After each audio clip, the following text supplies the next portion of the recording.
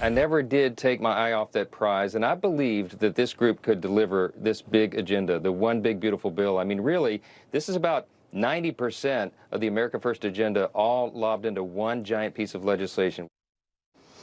House Speaker Mike Johnson stopping by Finnerty to speak with Rob, talking about that landmark legislation, calling it the most conservative legislation of our lifetime. President Trump, again, expected to sign the bill at the White House later this afternoon. Yeah, that's right. The House passing the bill yesterday with a 218-214 vote. Just two Republicans, Congressman Thomas Massey of Kentucky and Brian Fitzpatrick of Pennsylvania, joining Democrats in opposition on that one there. Still getting the job done. Dustin Olson is with us, a pollster for American Pulse Research and Polling, and Reilly is an analyst for Restoration of America. Good to see both of you here. Thanks for joining us here. Grace, let me start with you on this piece of legislation, this bill. I mean, it's so much more than that when you think about the first Trump administration, the second Trump administration. They've got their ducks in a row. They've got a lot of W's going for them right now. What stands out to you about this bill?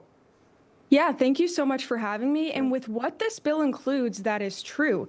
It codifies so many of Trump's platform pillars that the American people wanted and voted for. For example, it makes Trump's 2017 tax cuts permanent. It funds deportations and the border security provisions that he's been promising throughout his campaign. And it also provides funding for the Golden Dome and defense, cuts Medicaid funding to Planned Parenthood, has deductions for seniors, and more. This is what the American people wanted and voted for. Yeah, there's a lot of stuff in the bill. And again, it's perfect timing, right? Hello, 4th of July celebration. President Trump is going to sign it today. However, not everyone is so thrilled about the holiday. That, of course, recognizes the freedoms that we get to celebrate today. I want to show you the difference between the left and right and how they're celebrating today.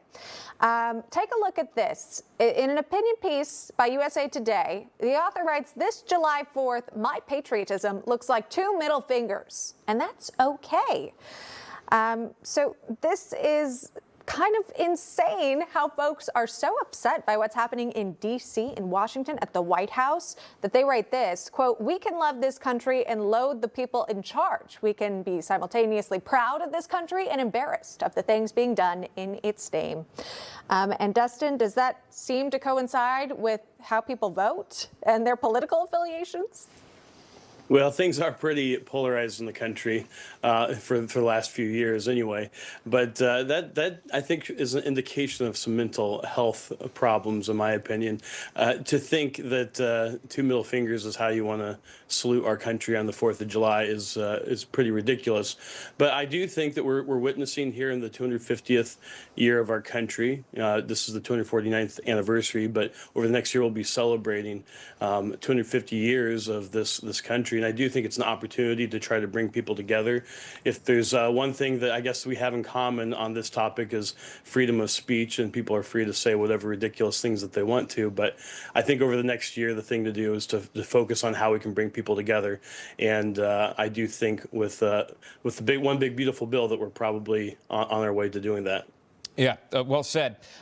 Let's move on to what's happening with New York City and the Democratic mayoral nominee, Zohran Mamdani. That name's getting floated out there, caught the attention of the president.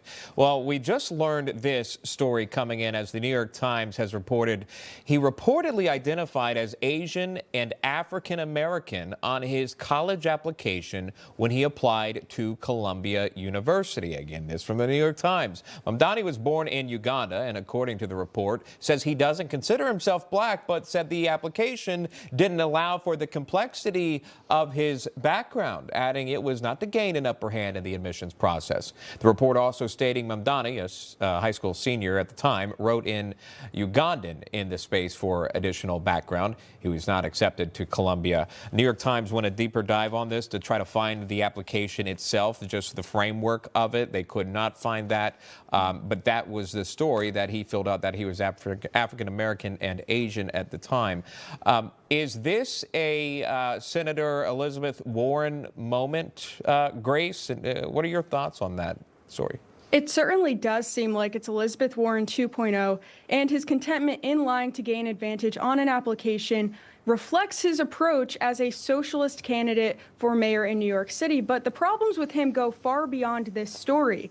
I mean, being a socialist candidate, the policies that he stands for are detrimental and will be detrimental for New York City. And what's so interesting is that Google stats show that New Yorkers waited until after the polls closed to Google socialism at a higher rate. So I think this serves as a reminder that we need to be reminding our fellow citizens the detriments of socialism and how destructive that is as an ideology, and New York should stay away from socialism. Yeah, use the social media to do a search of who these individuals are, right? Former tweets have come back to light, even statements, video comments, and now college applications. Either way, we'll see what comes next. Dustin Olson, Grace Reilly, thanks so much for coming on with us this morning. Thank you. Thank you.